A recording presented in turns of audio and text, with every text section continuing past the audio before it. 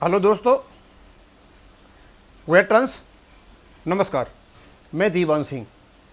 मेरे पास 2-3 कमेंट पड़े हुए थे मेरे व्यूअर्स के। उन्होंने कोई जानकारी मांगी थी, मैं उसके बारे में बताऊंगा।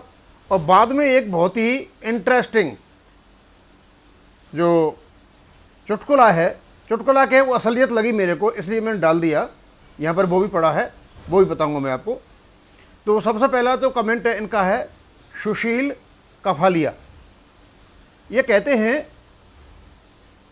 कि सर, जो कल ईएमई वालों की ईएफटी में सुनवाई हुई या नहीं पता नहीं लग रहा, एक्स ग्रुप वालों का प्लीज़ बताएं। सुशील जी, मैं आपको बताना चाहूँगा, मेरी कंसर्न व्यक्ति से बात हुई थी। केस की कल 30 अगस्त को सुनवाई नहीं हुई। कारण ये था कि उनमें से किसी एक केस का अभी जवाब रिकॉर्ड ऑफिस से नहीं आया है। मैंने पूछा भाई कि रिकॉर्ड ऑफिस में का जो जवाब आ रहा है वो किस प्रकार का जवाब आ रहा है, तो वही बांसुरी बजा रहे हैं वो कि इन्होंने 2003 से पहले अपना डिप्लोमा कर रखा है and they are not eligible. अब आगे कोर्ट जाने क्या होगा क्या नहीं होगा। और अब जो सुनवाई होगी उन्होंने बताया है कि वो फाइनल सुनवाई होगी जब वहाँ से वो आ जाएगा। आप एक व्यक्ति का जो रह गया है, तो अभी डेट का पता नहीं चला कि किस तारीख को है। जब भी पता चलेगा किस तारीख को आपकी सुनवाई है तो उस समय मैं आपको बता दूंगा। प्रमोद कुमार जी ने मेरे को पहले भी कहा था, क्योंकि आजकल जो सबसे गर्म मुद्दा बना हुआ है वो है कम्यूटेशन रिकवरी का। जब से चंडीगढ़ हाई कोर्ट ने ये कहा है कि 10 साल 8 महीना का जो इंटरिम आदेश दिया है तो रोक लगाने का, तभी से लोग कोर्टों के चक्कर लगा रहे हैं। और राजस्थान, हरियाणा सरकार ने, पंजाब सरकार ने इन पे रोक लगा दी है कि जब तक फाइनल ऑर्डर नहीं आता है या ऑर्डर का वैकेशन नहीं हो तब तक वो रोक दिया जाए। और हिमाचल प्रदेश सरकार ने और गुजरात सरकार ने इसको तो पहले ही 12 और 13 साल का कर रखा है।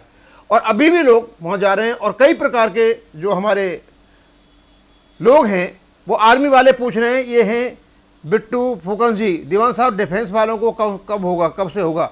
ये भी डिफेंस वाले भी जा रहे हैं, ईएफटी से अपना वो स्टे ले रहे हैं और अपनी रिकवरी को रुकवा रहे हैं। लेकिन मैं तो आपको यही बताऊंगा कि अभी डिफेंस में भी इंतजार कर रहे हैं, कई सरकारों के कर्मचारी इस बारे में इंतजार कर रहे हैं, इवन केंद्र के कर्मचारी भी इंतजार कर रहे हैं। और जो कोई यूनियन है, यूनियन के गुट होकर के जा करके अपना लेकर के आए। मतलब ये काफ़ी हैट्रिक मूवमेंट बनी हुई है।